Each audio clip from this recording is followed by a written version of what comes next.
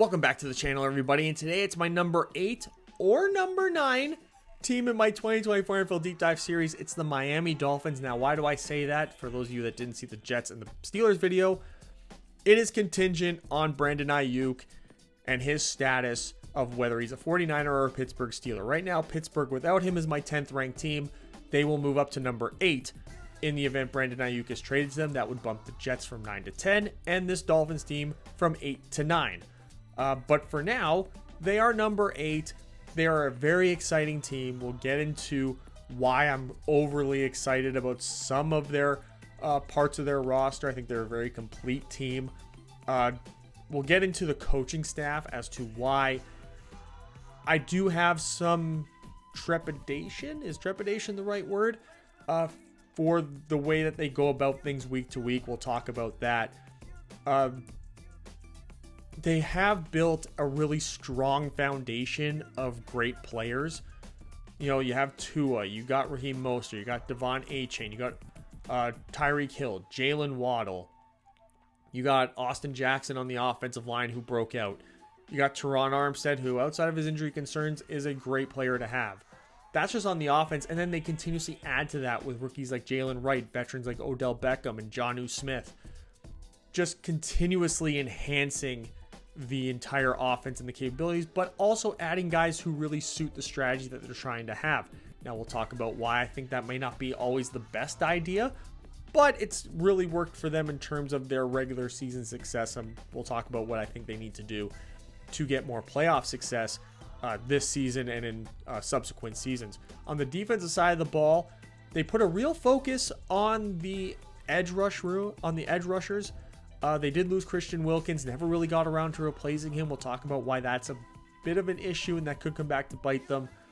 But they really put a focus on the key components of what is a great pass defense. You know, they have Jalen Phillips and Bradley Chubb coming off of injuries, a great 1-2 punch when healthy. They drafted Chop Robinson. They have Mohamed Kamara, another rookie.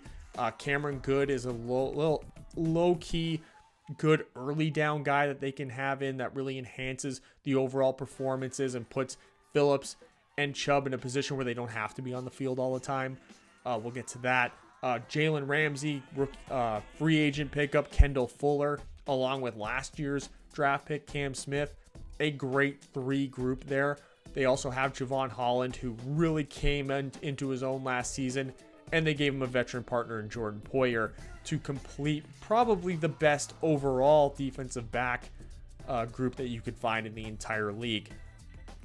But like everything else, we need water. A lot of talking in this video. I apologize for the length, but I promise you it's worth it.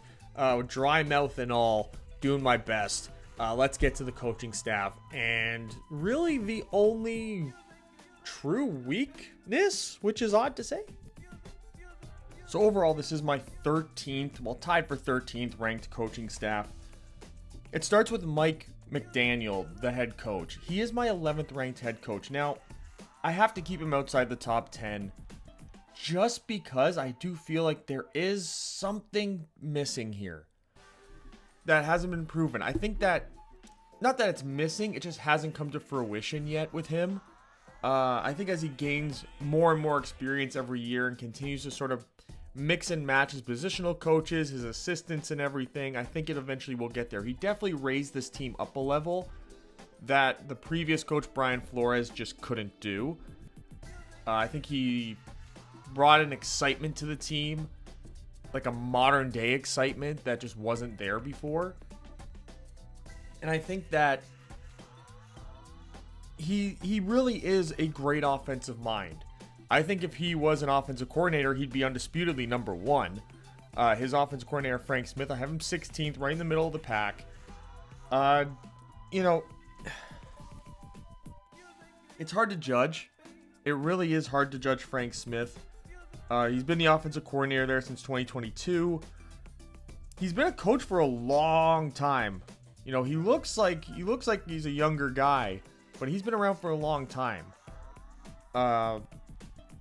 They really have done a great job accelerating the growth of a lot of these players, and they found guys that really fit, like Raheem Mostert, Devon Achane.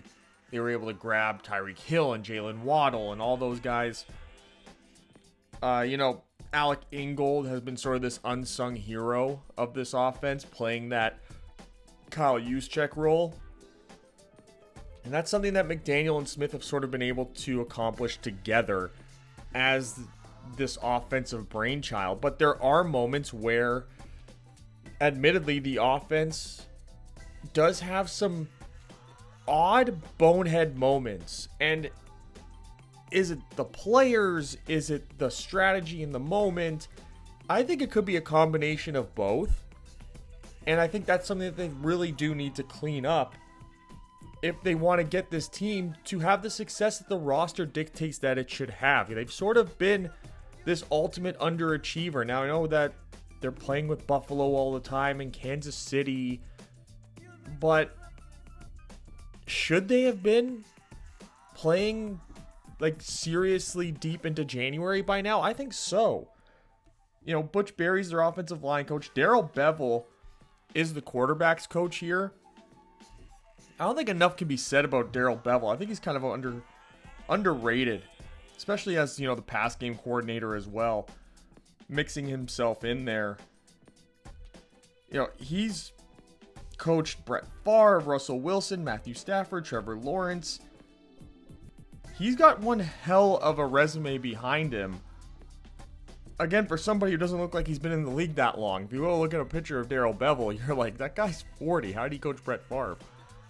I like that Wes Welker is the wide receivers coach. He's also a pass game specialist on this coaching staff. Him bringing, especially with the style that they like to run with these wide receivers, like a lot of the quick game stuff, and then stretching the field. It's quick game and then stretching the field with like Tyreek Hill, Jalen Waddle.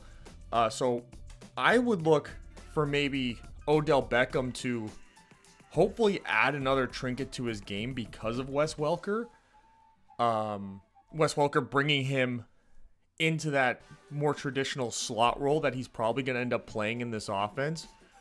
But also there's a lot of moving guys around, and it's hard to really figure out who's going to line up where. There's all that cheetah motion and jet motion. They run orbit motion a lot. Just moving all this speed around and really trying to confuse defenses. Now that has worked in their favor and it has backfired also because of the previously mentioned, like, why was this the time to run this play? It just didn't make sense.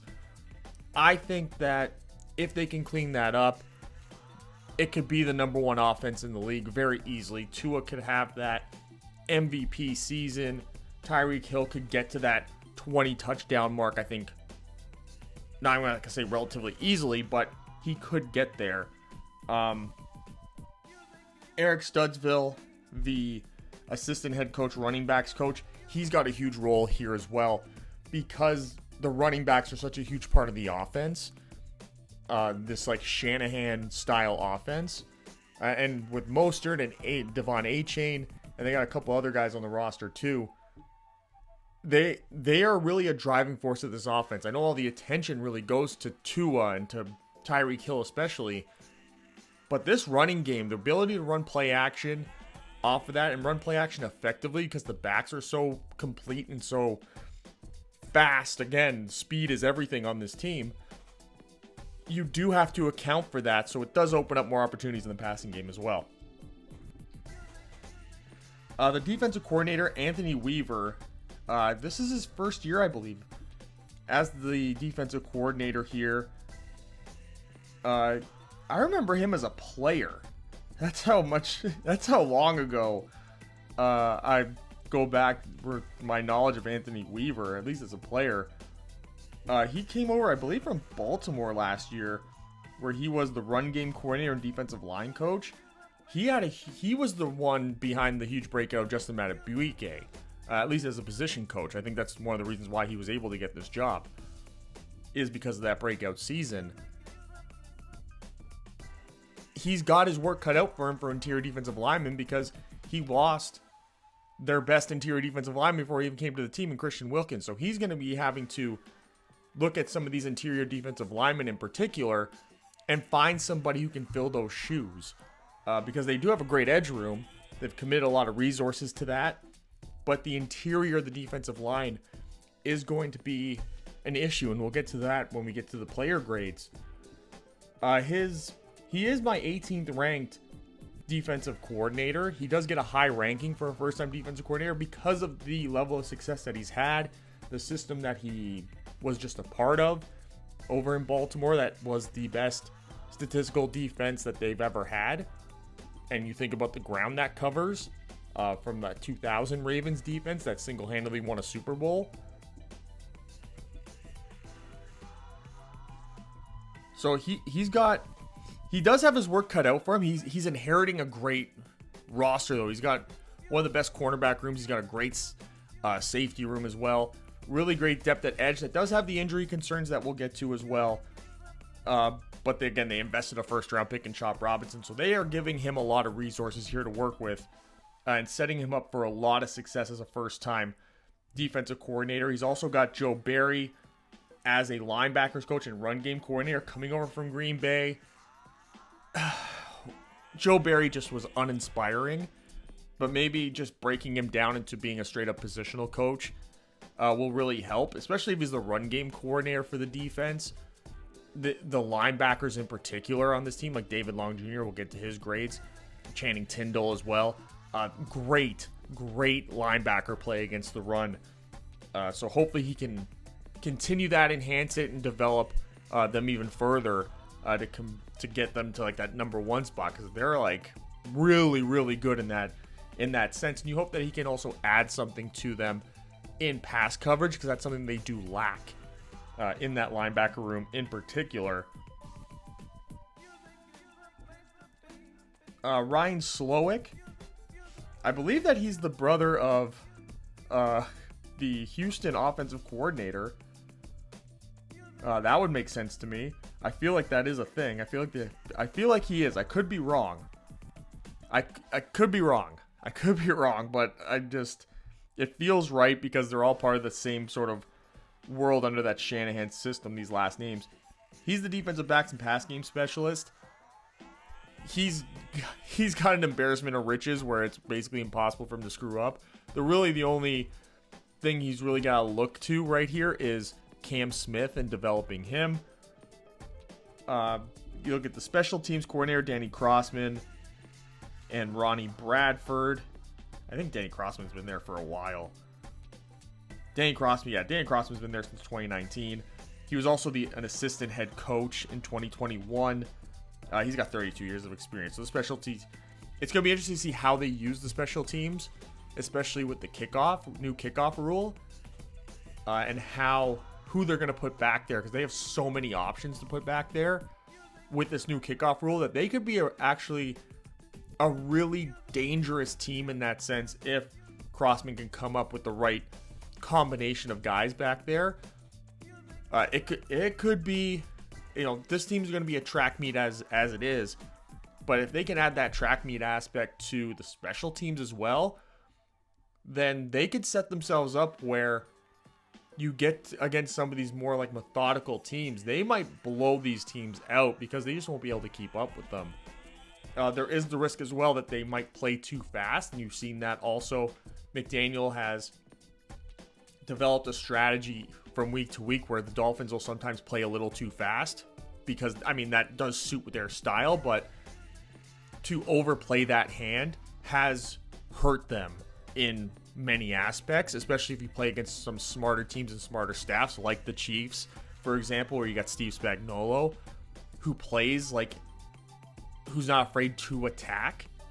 And when you got great cornerback play out there, you can attack, and that playing fast, it allows the defense to play more instinctual. So if they're coached really well and they have more instinctual athletes out there, that's where the Dolphins can end up falling behind a lot, and that's what hurts them in those types of games. So going back to what I said about McDaniel coming up with less boneheaded strategies, it's almost as if he just needs to slow everything down sometimes And I don't know if that means adding a more power aspect to the offense in particular, which is something they just don't really have, or trying to sort of manufacture that by having more tight ends on the field, having Alec Ingold on the field, running more like jumbo sets, and then just having someone like Mostert, A-Chain. You got Jeff Wilson as well. You can have one of those guys sort of play that role. You know, probably you want it to be somebody more in the lower on the depth chart, so you don't, wear down the real heart and soul of the offense in Mostert and A-Chain. But I think that's something to really look for. But that's just me from the outside looking in. What do I know? This team has still had a lot of success running that same type of offense that I'm mildly criticizing here. So, overall, still tied for 13th. I think they need a bit more of a deeper playoff run for me to truly put them into that top 10. So now let's move on to the quarterback, and it's Tua Tagovailoa. He's tied for 9th for me. He gets an 89 grade. I really like Tua, man. I always did when he came into the league. He started out real slow because he just didn't have that great offensive influence. And that's something that I think people take for granted when they have some of these young quarterbacks, especially ones that have the type of skill set that Tua has, where he's not like this deep ball, big arm quarterback. He's more of a, you want him to be in situations where he can scan the field, where he can, work those intermediate routes. And he just wasn't getting that influence from like the Brian Flores regime. And then Mike McDaniel comes in and he sort of fit this offensive scheme like a glove. Really. It doesn't demand this big arm quarterback. We've seen Jimmy Garoppolo have a lot of success in this type of offense. We've seen Brock Purdy have amazing success in this type of offense. So now that he's in an offense that makes sense for him, he's really had these breakout moments. And he's really looked like a top 10 quarterback in the NFL most weeks of the year. Now, there are weeks where you wonder, what the hell are you doing? And I talked about that with the coaching staff, but Tua might at times play as if he has a stronger arm than what he has. And that has gotten him into trouble in some games where teams have sort of forced him to push the ball down the field. And he's not unafraid to do that because of the weapons that he has. But sometimes it's just out of his range and out of his skill set that it does hurt the team on that drive, in that quarter, in that game. Not a lot of backup help for him. They've really and truly committed to him. His injury concerns have taken away that running aspect of his game, those scary concussion moments for him. But they continuously have, I think, helped build his confidence back by continuously adding weapons for him. They added Jalen Waddle. They traded for Tyreek Hill. They just signed Odell Beckham. They're not afraid to go out and get guys. They're using first round picks on offensive linemen. They're bringing in top free agents on the offensive line like Aaron Brewer to help him. When many people in the draft community especially have been calling for Tua's head.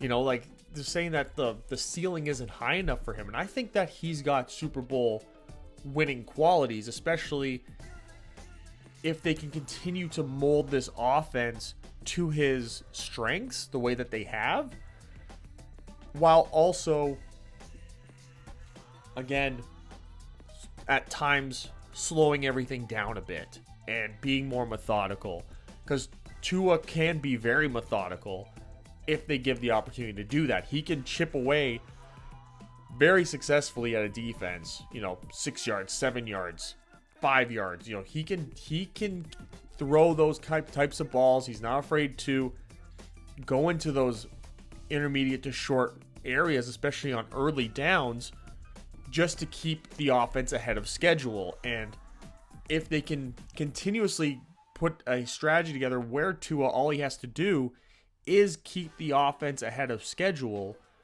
And by ahead of schedule, I mean 2nd and 6 or better. 3rd and 3 or better. His game is so built for that. That's why I'm talking about slow it down a little bit. It doesn't have to always be bang, bang, bang, bang, bang, downfield, speed. It creates a lot of success, but if you let Tua drop back, short route combinations, mesh, all that kind of stuff, he will have an MVP season doing that. You put the opposing defense have the opposing defense have to move guys up close to the line. Have them have to try and play press on the outside with Tyreek Hill and Jalen Waddle and Odell Beckham.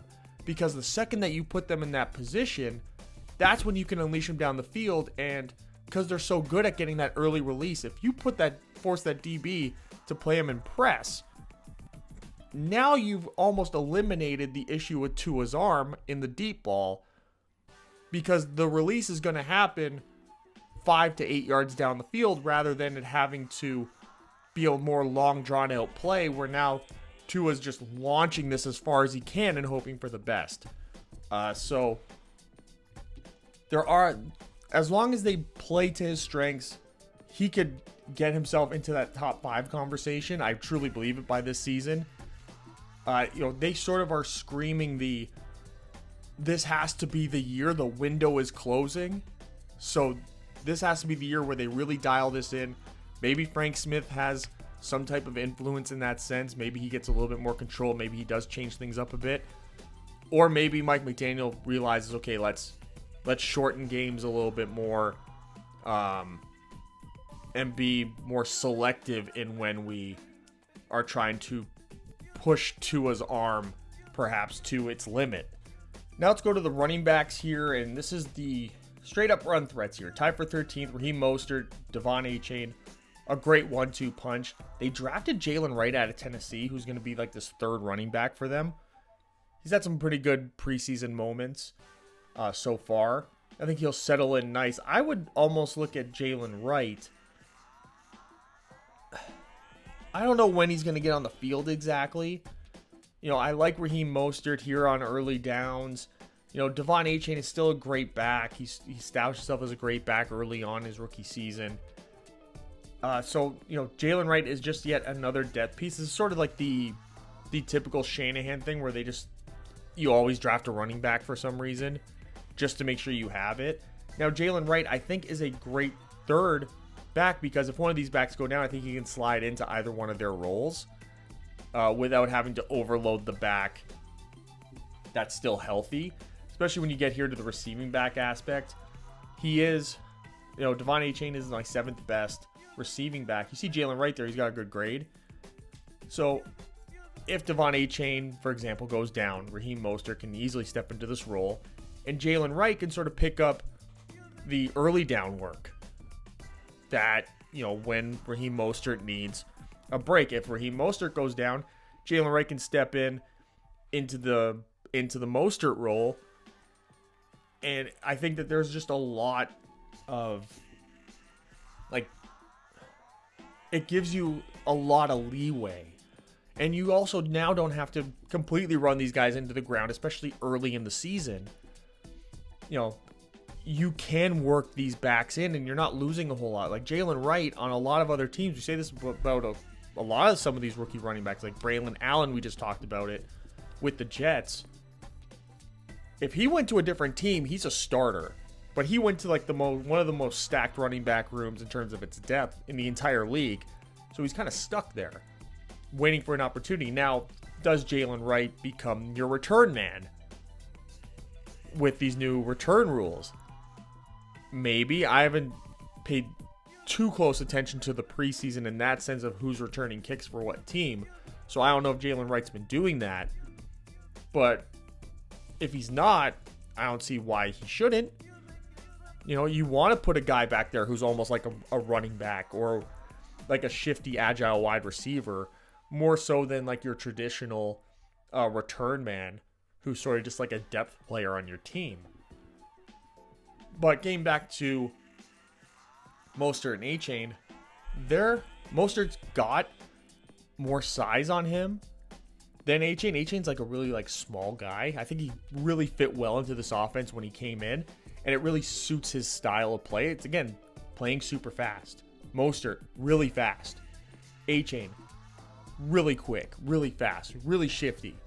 Can get in and out of break, in and out of holes, like that.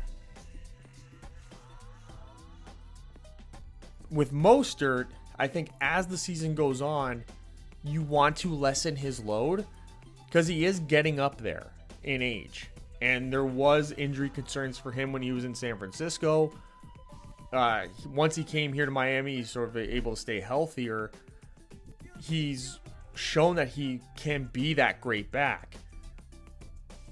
I would be concerned about continuously playing with fire in that sense, but I do think that's why they bring in H. I do think that's why they bring in Jalen Wright.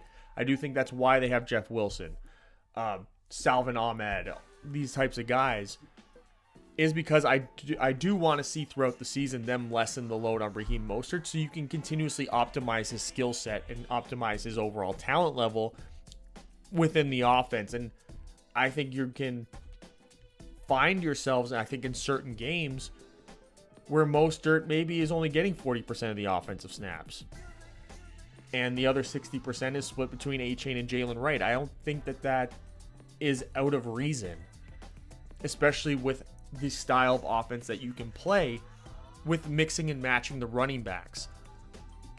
And I would personally love to see by the end of the year it maybe being a 40 20 split between the three backs, Mostert, A-Chain, and then Jalen Wright.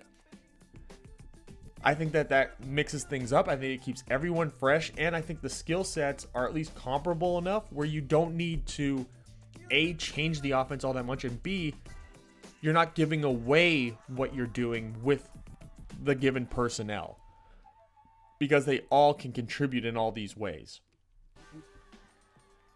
And also, I would say that you're working yourself into cheaper options once the Mostert contract is needed to be extended as well. But as long as you can keep this room healthy, keep them active, you could very well have the best rushing attack in the entire league by the end of the season. You could be up there with the Baltimore Ravens, who are surely going to be one of the most dominant running teams this year. You could be up there, even surpass them, just by the way that you manipulate the personnel on any given drive. You could do Raheem Mostert for an entire drive. You can then bring in A-Chain for an entire drive. You can even give Jalen Wright an entire drive. You can have a system set up where this is Mostert's drive. If he needs to come off the field, we're sending in Jalen Wright. Next drive is Devon A-Chain. If he needs to come off the field, Jalen Wright's the one that goes in. And the defense won't know what you're throwing at them. They won't be able to prepare. They'll be like, oh, we got to back it. But it's a tremendous situation to be in, and it plays right into the hands of the Shanahan style offense. And that's why I think Mike McDaniel's offenses have always had so much success, is because he hasn't been afraid to commit to the running backs being a huge part of the offensive strategy from week to week. And that's why he continuously adds running backs to like his tool belt here, and running backs that can all do everything, so he doesn't limit himself like you'll see other teams do with the types of backs that they'll sign. And this is the best wide receiver room in the entire NFL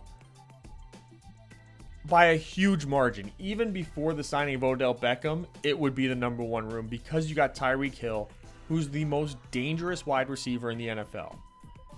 Hands down. You have Jalen Waddle, who on any other team is a wide receiver one, a high-end wide receiver one. You have two top 7, top 6, maybe top 5 wide receivers in the NFL in terms of what they can contribute on a week-to-week basis.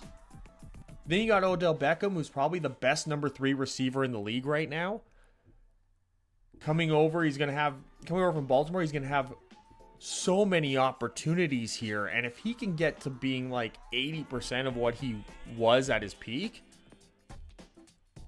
this is where Tua gets the MVP talks coming from, because there's going to be somebody running wide open at any given time, because you can't double all these guys. And Odell Beckham going up against the third or fourth best cover guy that a team has on a defense, that is got to be terrifying for defensive coordinators. You know, Jalen Waddle can do a little bit of everything. So you're going to see him moving around. You're going to see him with a pretty damn good route tree.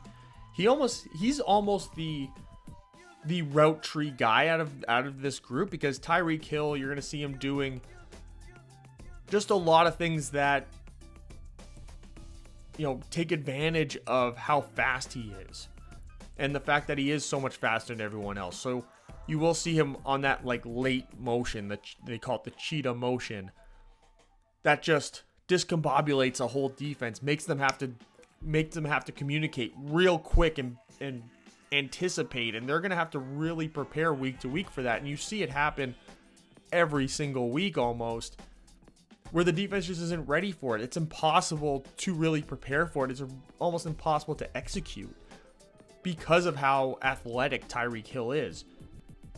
But then you can do those things with Jalen Waddle, and the defense has to be prepared for you to do that stuff, because Jalen Waddle, again, if he was on any other team, would probably be the fastest receiver on his team. So you can use all these things that you use with Tyreek Hill with Jalen Waddle, which, as a defensive coordinator, I don't want to play this team ever because of that reason. You're a defensive back. It's like, man, okay, which one, if this one goes in that cheetah motion, I have to make this call. Tyreek Hill does a cheetah motion, I have to make this call. We have to kill this. We have to open that. There's just so much thinking that a defense has to do, and so much thinking that just a small group within the defense has to do, that then affects people on the back end. So it forces the safeties as well to have to be, you know, watching one side of the field to see, okay, where's the motion? Okay, that cheetah motion went. That means I have to do this. And then all it takes is this play action screen pass to a running back who starts to one side, boom, screen pass. Now everyone's shifted because everyone's like, okay, that cheetah motion, we have to adjust this way to cover Tyreek Hill. And then boom, you get hit with the screen pass on the opposite side to one of the running backs, to the tight ends, and then it's 50 yards for a touchdown on the other side of the field. You add Odell Beckham into this mix, you've now really created 3 opportunities here, because you look at these guys lining up, you could almost see like the progression of, like, you know, Odell Beckham's almost the originator here of the type of style that you see Tyreek Hill and Jalen Waddle play with on a week-to-week basis. Odell Beckham's just a little bit older. He's got the injuries behind on his resume. But he's another version of Jalen Waddle to a degree. Like, Jalen Waddle is the better version of Odell Beckham at this point. So even if you end up in a situation where you want to mix these guys around, you can still make Odell Beckham do the Jalen Waddle stuff. Which is, the advantages here are incredible. You get to some of the depth. They got Malik Washington, Taj Washington, some rookies there. They're going to be worked into this offense as well. There's some really good young potential and depth here. Braxton Berrios is your white guy slot receiver that Wes Welker, I'm sure, is like really bonding with on a week-to-week basis. You see Anthony Schwartz in there. He's just another straight line speed guy who definitely is on this team just because of his speed. I don't know who here is going to make the team. Personally, I would have, the 65 there in Taj Washington, Braxton Berrios, and Malik Washington be the 4 guys. I saw Malik Washington in the draft process of being like a real sleeper wide receiver, of being like a really sneaky, maybe day 2 pick, sort of like what we saw with Wan'Dale Robinson 2 years ago. And for him to end up on this team of all teams, it does create an embarrassment of riches, because him being out there on the field, he's going to be out there as wide receiver 4. There's a lot of potential there where as the season goes on, if, for example, if Odell Beckham's age starts to show a bit late in the year, Malik Washington can maybe even slide into that Odell Beckham role. And again, you're looking at speed, you're looking at shiftiness, and it would be a nice smooth transition where you're not taking a giant step back. And then you get the tight end, Jonnu Smith. Oh, excuse me, sneeze. Stuffy nose, guys, stuffy nose. Gotta keep the content coming, though. Jonnu Smith is like this, another great receiving threat at the wide receiver position. Relies a lot on the athleticism. So again, it's just adding another receiving threat, another athlete in there. So Jonnu Smith could have a sneaky season. You can't focus on everybody. So I think Jonnu Smith could have a lot of games this year where team defenses are like, let's just dare them to beat us with Jonnu Smith. But then you have Tua Tagovailoa, whose skill set really suits the type of route running and the type of strategies that you would employ a tight end to have. I think there's a world where you could see Jonnu Smith, Durham Smythe on the field at the same time with Alec Ingold in there. And then you just have Tyreek Hill split out as a solo wide receiver. I think there's a lot of potential in that as well. Creating these weird formations. And I think Durham Smythe could compete with Jonnu Smith from week to week.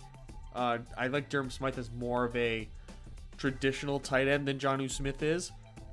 I think at this stage, Jonnu Smith is just your receiving threat. Split him out. Be a big slot guy in certain situations. I think you can have Jonnu Smith split out there with Tyreek and Jalen Waddle on the outsides. Create some mismatch issues. I think you can even have Jonnu Smith playing out wide with moving Jalen Waddle, for example, into a slot position. Create some weird formations just to confuse the defense. Make the defense have to do a whole lot of talking pre-snap and hopefully confuse them. And that opens up a world of opportunities for these great athletes. And you play the fast game. Not a lot of time for them to adjust once the ball is snapped either. Jody Forston, Tanner Connor. One of them will make the team. Alec Ingold, who it's hard to grade what he really contributes here. I think he's definitely got a roster spot as well. He's one of the best fullbacks in the league. Almost like an H-back type of a role. Again, the Kyle Juszczyk position. But the stars at the end of the day is the receiver room. Even with Malik Washington in there instead of Odell Beckham, it's still the best wide receiver room in the NFL. Just because of the top two guys. They're so dangerous. They're 1,300-yard minimum wide receivers each. And they, again, the driving force behind why you should probably at least have some type of money on Tua winning MVP almost every year as long as these guys stay healthy. Now here comes really the only issue with this offense. And it's been an issue with the offense for a long time, admittedly. It's the offensive line. Now, they've thrown a lot of resources at it. When we talk about pass blocking, they are 25th in the league in pass blocking. Austin Jackson has had a bit of a breakout. I think he solidified himself as an NFL starter. I don't know that he ever has been a top 20 pick caliber offensive lineman, what you'd hope that guy would become. But he's definitely earned his spot as a starting tackle. It took him a while. And, props to Mike McDaniel for sticking with him and allowing him that development time. Robert Jones is looking like he may become the starting guard with Robert Hunt going over to Carolina. Isaiah Wynn was brought back. Looks like he's going to be kicked into guard and play inside of Teron Armstead, who just can't stay healthy, man. If Teron Armstead could play a full season, it would be like having Trent Williams out there. And I think that was their goal when you get a guy like Teron Armstead, is you want to solidify the offensive line with a tackle. He just needs to play a full season. He needs to play multiple full seasons consecutively. There was a lot of concern about him retiring at really any moment, which is not something that I'm sure makes this organization comfortable, but his talent is undeniable, especially in pass blocking. Aaron Brewer was brought in from Tennessee, serviceable as a pass blocker, but his real strength is in the run game here. Going back to Teron Armstead, you get Patrick Paul, the tackle out of Houston, as basically long-term insurance at that position. He does need to develop greatly in the run game, but man, as a pass blocker, he is coming into the league with a tremendous foundation for that. He is a great substitute in that sense. You're going to lose a lot in the run game. We'll get to that. Kendall Lamb is like this sort of the same thing for the right side of the offensive line. I really like him as a backup tackle to the right side of the line. He might be the third swing tackle, at least for this season, while Patrick Paul does develop that run blocking aspect of his game. You got Jack Driscoll, Liam Eichenberg. I mean, he was a tackle, then he was a guard, and then he was a center. I don't know that constant moving him around was good for his development and good for his career. And I think that's reflected in how poor he's played since coming into the NFL. And I don't know that he's necessarily going to make this team, especially because Andrew Mayer is a rookie, Matthew Jones is a rookie. I could see those guys being kept along with Kendall Lamb and Jack Driscoll, and them keeping 10 offensive linemen, and then just allowing those 3 rookies to develop while Lamb and Driscoll sort of do the early season grunt work of being replacement level offensive linemen. They do improve in the run blocking to 17th. Teron Armstead is pretty solid at that. Isaiah Wynn just not very good. Robert Jones a little bit better. Austin Jackson a little bit better. Aaron Brewer is elite, an elite level run blocker. And I think this is really helping the offensive line. This is about the floor of where you want this offensive line to be in terms of run blocking, just because of the style of offense that they run. So, and I would like to see the introduction of Aaron Brewer help out those interior offensive linemen also develop that game. Isaiah Wynn to develop, that late development and improvement in the run blocking aspect. But I do like the right side of the line to be very effective in the run game. Teron Armstead, still very good, but he has to play. He has to be on the field. Some of the depth is what I'm talking about with Patrick Paul. Andrew Mayer as well, just not very good at that. Kendall Lamb, he's got the veteran presence I think is really going to help him. Again, be that swing tackle, the experience level. But I think I really like having Patrick Paul here, sitting him for this season, and getting him ready for what is surely a retirement that's sooner rather than later than Teron Armstead. But allowing to learn behind Teron Armstead, who at one point was like a top 2, top 3 tackle in the NFL when he played for the New Orleans Saints. To have that influence, I think, is going to be invaluable. And to also allow Paul to sit back, learn what the offense wants to do, learn the strategies of the offense, the play-to-play, drive-to-drive goals that they have, what each play demands. I think being able to sit there, work off of Teron Armstead, and even to a degree Austin Jackson, will be really great for the long-term success. And I can't wait till next year, potentially, when Patrick Paul would probably end up being the starter here. But I'm sure he's going to find some way to get some playing time this year with Teron Armstead. The depth here becomes a bit of a concern. The inexperience is a bit of a concern. So you don't necessarily, you're never looking forward to losing offensive linemen, obviously, but you do fear taking such a tremendous step back in run blocking if you do lose somebody. I would actually not be opposed to seeing Kendall Lamb potentially kick into guard for maybe Isaiah Wynn or for Robert Jones. I don't know how open that competition is. The last time I checked, Kendall Lamb was just the backup right tackle to Austin Jackson. So I would maybe like to see, is there a possibility that Kendall Lamb can end up kicking inside and trying him there potentially if we see Robert Jones and Isaiah Wynn particularly struggle throughout games.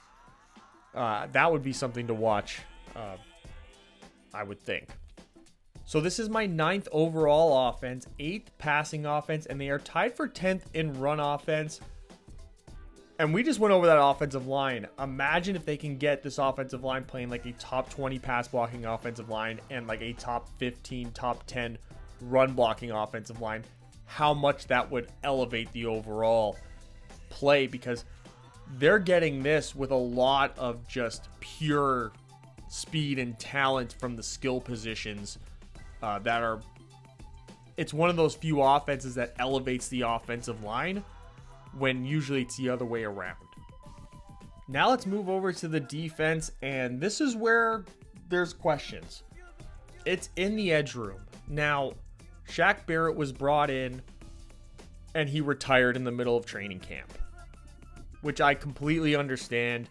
I don't know how he ever came back to football. You know, props for him trying to come back to football after everything that happened, but not surprised. You just wish that happened maybe a little sooner, but they were ready for it with drafting Chop Robinson, to their credit. But Jalen Phillips and Bradley Chubb both got injured last year. Now, you're hoping enough time has gone by that they can start the season.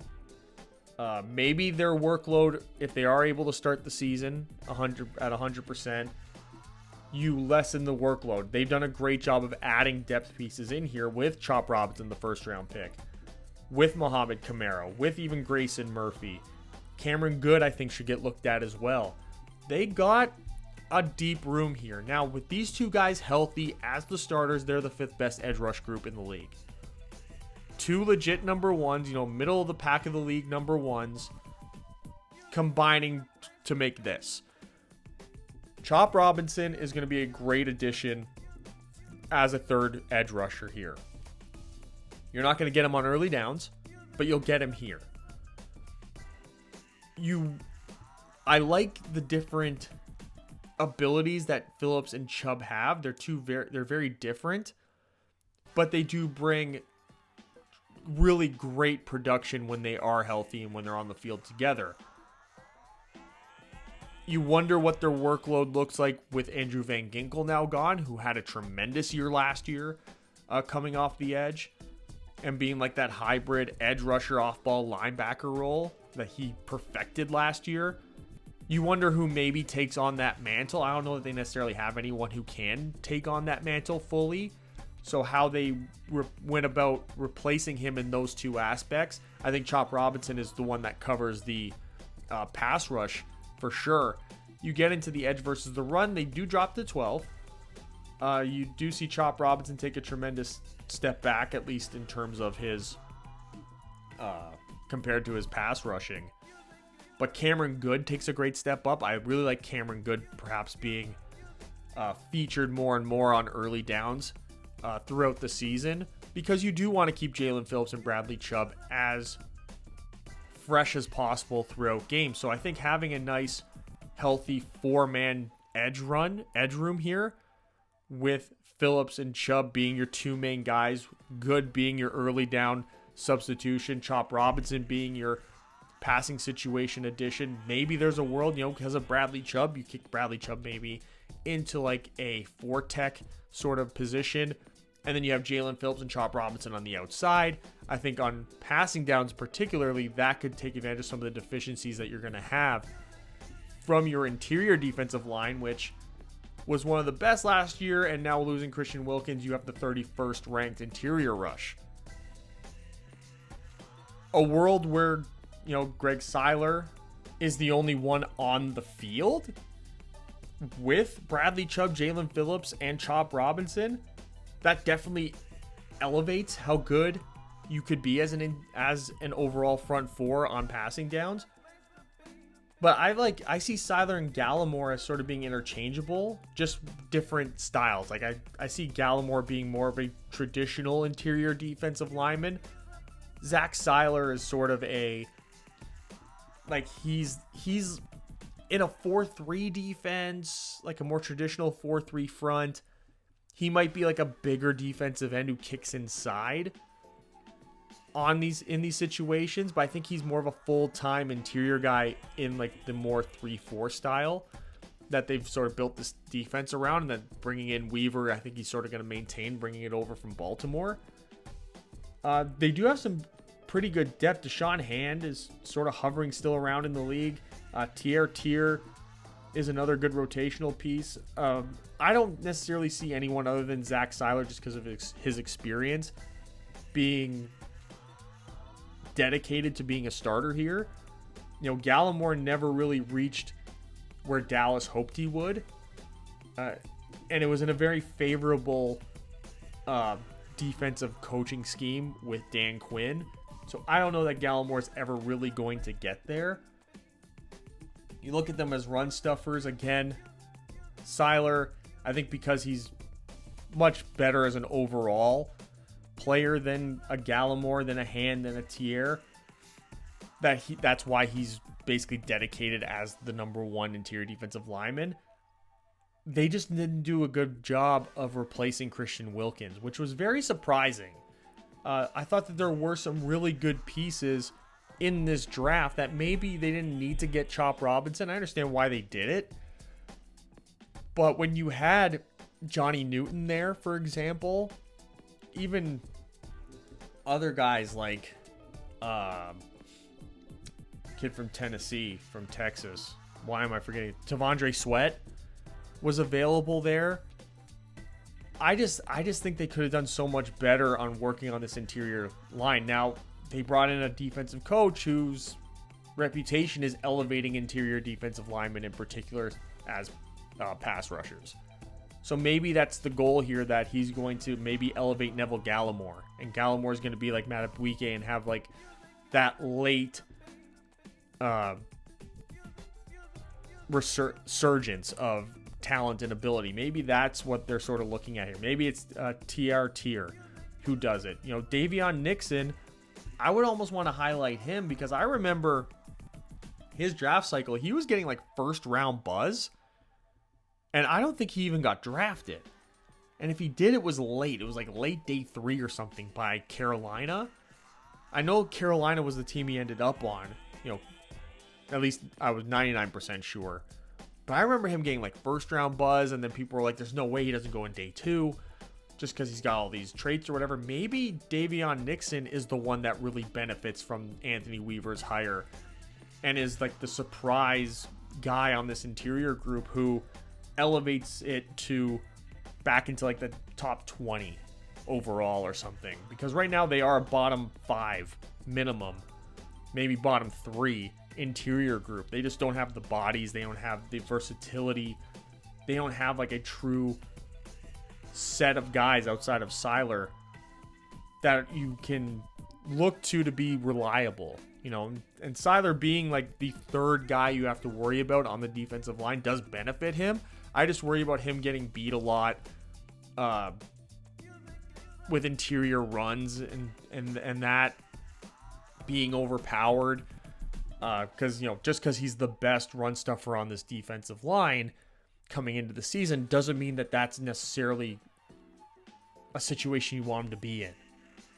I think as an interior guy, he'd be a great number 2, and I think he was a really good number 2 to Christian Wilkins. But now taking that mantle as a number 1, I think that does greatly affect what we're going to see out of his production come this season. It's really a defensive line front 4 that is relying on these edge rushers, I think more so than many other teams. I think the only other team that's really comparable in how much they're truly relying on the edge rushers to make up for the interior deficiencies is the Chargers. Moving on to the linebackers now. And the linebackers in coverage, this is what I was talking about when you talk about Joe Barry being like, this is the aspect of the game he needs to get out of these linebackers, which I don't know that he was ever really able to do in Green Bay. But, you know, there is a difference between being a head coach, being a coordinator, being a positional coach. So maybe him dialing it in, just worrying about the linebackers as a positional coach, will help this group develop. There is an interesting group of 4 here in particular: Long, Walker, Riley, Tyndall, where I think you can see any combination of these 4 on the field during these situations. There's not a whole lot of a difference between the 4 of them. Now, when I look at them, we're going to just jump to the linebackers against the run. They're the 3rd best when they have David Long and Channing Tyndall particularly on the field. these seem to be the two guys they're going to have full time. These are going to be the two linebackers that get the most snaps because of how good they are here. This is going to really help make up for the deficiencies you're going to see on the interior defensive line. Now, how much of how good their production was based upon how great Christian Wilkins was, that's yet to be determined. Maybe they're not going to be as good as the third because Christian Wilkins maybe made them better than what they actually are. There is that possibility, especially David Long Jr. But with how not good Anthony Walker is against the run, I do think that he sort of becomes the third rotational piece here, where he now ends up not necessarily being the starter in this situation, that this is Channing Tindall most of the time. David Long gets the green dot. But Anthony Walker does bring that veteran presence that Tindall just obviously doesn't have. He's been in the league, I think this is only his third year in the league. Jordan Brooks is sort of like this undercover, potential breakout star here because he did have some good years in Seattle as a first-round pick when he was playing next to Bobby Wagner. Now, when Wagner wasn't there, Jordan Brooks sort of regressed. And he still had some good moments, but never really got back to that level that made them comfortable losing Bobby Wagner. And that's why he's just not on that team anymore. And why he now is playing for the Miami Dolphins and he's sort of hovering around here as a depth piece more than anything else. I think he's got some potential to work his way in there. Duke Riley's another veteran who I would classify in that same realm as Anthony Walker, where he sort of makes the team because of the experience level.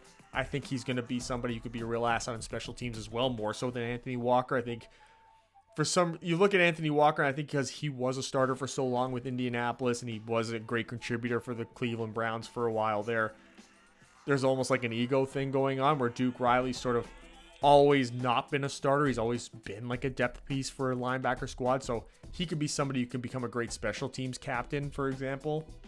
Him and Cam Brown as well. I think all 6 of these guys do make the team inevitably. Because I think obviously Tindall and Long to me are my number 1 and my number 2. Walker's got the experience. Jordan Brooks has, you hope you can get the potential out of him, like that late surgeons, that you're hoping to get from somebody maybe like Neville Gallimore, Davion Nixon. And then Duke Riley and Cam Brown are these special teams guys who can come in situationally. Cam Brown less so than Duke Riley. I think Duke Riley is a much better player than Cam Brown. That's coming from a Giants fan. Thank you very much. But an intriguing linebacker room for Joe Barry to work with here. And moving on to the defensive backs, this is the number 2 cornerback room in the entire league. Jalen Ramsey, still a stud. Still a great contributor. Can play him anywhere.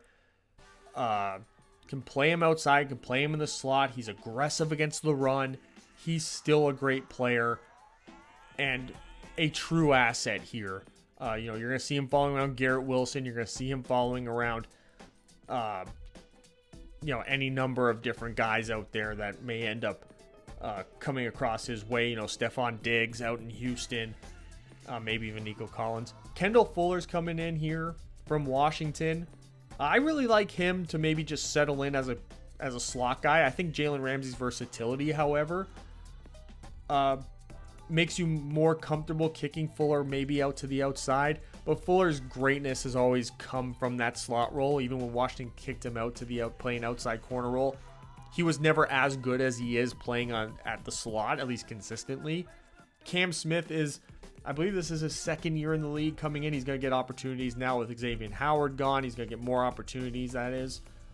And playing with 2 really great veteran corners as well. I think this will be a great chance for him to take a step to that next level. Just learning from all these guys, especially a guy like Ramsey and Fuller who have experience playing inside and out. To have guys who have played both so often, I think will really help Cam Smith. And I also think it'll help them make sure that the matchups week to week are at their full advantage. Jalen Ramsey might be the better matchup for the slot guy that week. And so you're going to be comfortable playing Fuller and Smith on the outside. Sometimes you're going to need Ramsey on the outside, and Fuller or Smith will have to play in the slot because the other outside receiver maybe suits Kendall Fuller a little bit better. Having this versatility and having the experience out there does definitely help as well the overall grades here. You get to some of the depth. This is where it gets sticky. Kadir Kahu, surprisingly good when he was called upon. You look for him. I like him as a really good fourth corner there. Then after that, I think you're going to have to decide on, are you looking for more experience, or are you looking to maybe develop someone under the radar? Because, Kendall Fuller, you don't know how much longer he's going to play. He is getting a little bit up there in age. He's closer to retirement than he's not. Maybe you keep Storm Duck and Isaiah Johnson and work with them and hope that you can develop them over time. Maybe you just continue to work with Kadir Kahu and then hope Cam Smith eventually can, by the end of the season, get to that middle of the pack number 2 quality, and then you've got a really even better cornerback room overall. Siren Neal and Nick Needham have been in and out of certain teams. Needham's been practice squad guy, reserve roster guy, always seems to find his way back onto a roster. Maybe these are just more special teams guys for you, and you put Isaiah Johnson and Storm Duck and Ethan Bonner. Those are the guys that end up being out because you're like, this isn't a position group that we're going to be looking to take time on the depth chart to develop. We have great starters. Now we need our special teams guys to fill out the rest. That's a real possibility here for this cornerback room, and that's an advantage that you have when you got such top-end quality there. And speaking of top-end quality, another Canadian boy, Javon Holland, leads the number 6 safety room in terms of pass coverage. He's a tremendous safety, very versatile. He's in that conversation with Jesse Bates, with Minkah Fitzpatrick as being that top 5 quality safety because he can do it all. Kyle Hamilton I'd throw in there as well. Jordan Poyer leaving to come to Miami from Buffalo. He's a great veteran presence here. Settling into being a true number 2, I think will help him this late in his career. He was sort of stuck in a situation where he had to be a number 1 in Buffalo more times than he probably should have. Now he doesn't have to worry about that at all. He's got Javon Holland in there. They don't have much depth. Again, they've thrown a lot of rookies, drafted late round picks, undrafted guys at this defensive back room. And I think here is where you're going to see some development. I think you can look at Storm Duck and Isaiah Johnson in particular. Maybe they can play safety. So they become sort of part of that. Maybe that's how they make the team, and they're out there competing with McMorris, Colbert, Perry, and Elijah Campbell for some safety room work. Even when you get the DBs against the run, they're tied for 12th here. Look at Javon Holland's grade 1, the best safeties at that too. Poyer does take a step back, but there's also not a lot of depth there. So I think that the idea of Poyer playing so much is not necessarily something that they're going to want to see, that they're going to want to do. So you're going to need somebody in this defensive back room to break out as a safety option, which is where I get back to some of the depth here. Maybe Ethan Bonner can play some safety. Maybe Kadir Kahu is playing safety. I think you need to open yourself up to all those possibilities. So there's really, outside of that top 5 that you have here, I would say Kahu's got the guaranteed roster spot as either a 4th corner. Hope maybe, you may cross your fingers that he can get to that safety spot. But then you got 9 guys here that you've thrown at and be like, okay, let's get some really good special teams players here. And then who's flashing? Who's got the potential here that could be somebody to put out there with Javon Holland when Poyer needs to come off the field because you can't play him all the time. But overall, this entire defensive back room is probably the best in the league. They don't have the number 1 cornerback room. That's the Jets. But the Jets on the back end at the safety position are bottom 5 in the league at best in terms of talent. And here you're for sure looking at overall maybe at least top 10. So you combine that with the second best corner room, you probably have the best defensive back combination here overall, which is going to, again, really help out as that front four gets its legs underneath them and you get everyone all the way healthy and you figure out who's the best options for the interior group and how you're going to use Chop Robinson, Cameron Good, and guys like that, Mohamed Kamara. This creates a great environment for that. And I think helps, again, really elevate the overall floor of this defense to be a tremendous complement to the offense.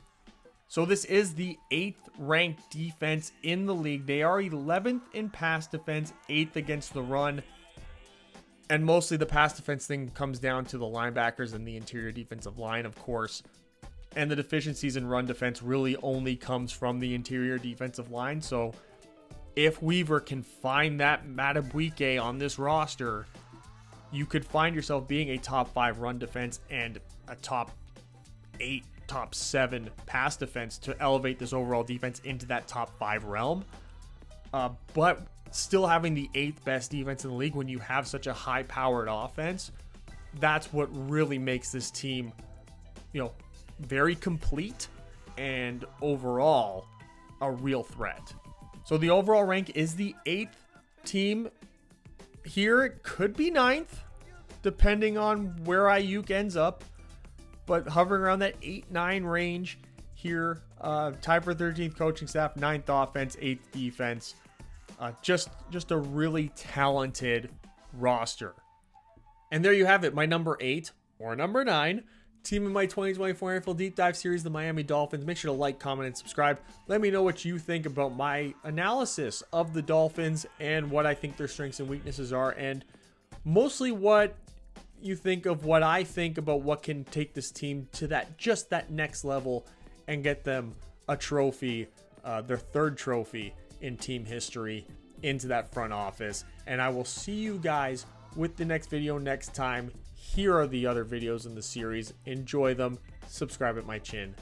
See you next time.